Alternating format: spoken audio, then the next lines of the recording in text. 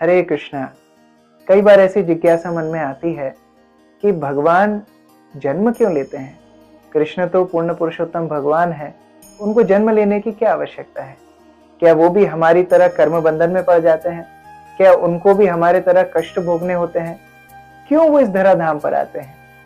हम इसको समझ सकते हैं 3 प्रमुख कारणों की वजह से। भगवान श्री कृष्ण प्रथम जो कारण है जिसके कारण अवतार लेते हैं वो है धर्म की स्थापना करने के लिए। धर्म भगवान के वचन हैं और जब भगवान देखते हैं कि धर्म की ग्लानि हो रही है, धर्म अपनी स्थिति से च्युत हो रहा है, तो उस स्थिति में भगवान आकर के धर्म को पुनः स्थापित करते हैं। जैसे भगवान कृष्ण जब अवतार लिए तो भगवत गीता का ज्ञान देने के माध्यम से भगवान कृष्ण धर्म अधर्म के बीच में अंतर समझाते हैं।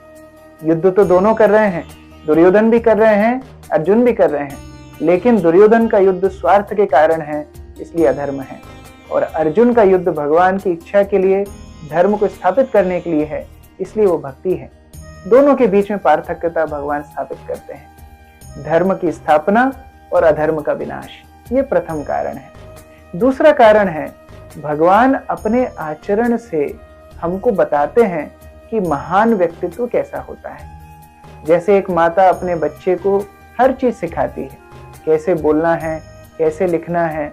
वो खुद चल के दिखाती है तो बच्चा चलना सीखता है, वो खुद खाना खा के दिखाती है तो बच्चा खाना सीखता है, वो सीधे हाथ से सामान उठाती है तो बच्चा भी सीधे हाथ से सामान उठाता है।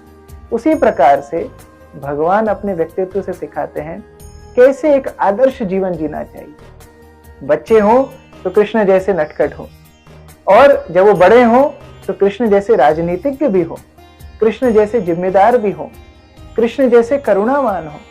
और जिस तरह कृष्ण ने गुरु का सानिध्य प्राप्त करके शिक्षा प्राप्त की, उसी तरह हम गुरु का आश्रय भी कृष्ण से लेना सीखते हैं।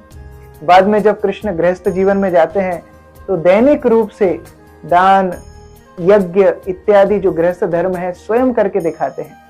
तो अपने स्वयं के आदर्श से जैसे माता पिता बच्चों को सिखाते हैं, उसी प्रकार भगवान अवतार लेके मनुष्यों को बताते हैं कि कैसे एक आदर्श जीवन जीना है। ये दूसरा कारण है।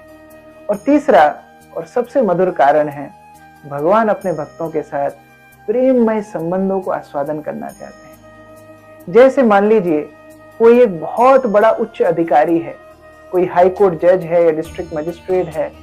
जब वो ऑफिस में आते हैं तो सब लोग उनको बड़ा सम्मान करते हैं, सब लोग उनकी ख्याति बखान करते हैं, सब लोग उनको सैल्यूट करते हैं।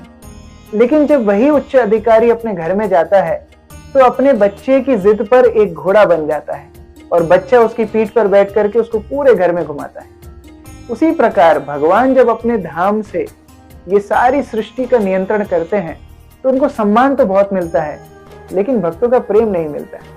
इसलिए जब भगवान यहाँ धराधाम में अवतार लेकर के आते हैं तो अपने भक्तों के साथ आदान प्रदान करते हैं। भक्त उन्हें माखन चोरी करने के लिए डांटते हैं, माता यशोदा उनको उखल से बांध देती है, नंद महाराज कभी कभी उन्हें बिठा के सिखाते हैं कि कैसे तुम्हें अच्छा आचरण करना चाहिए।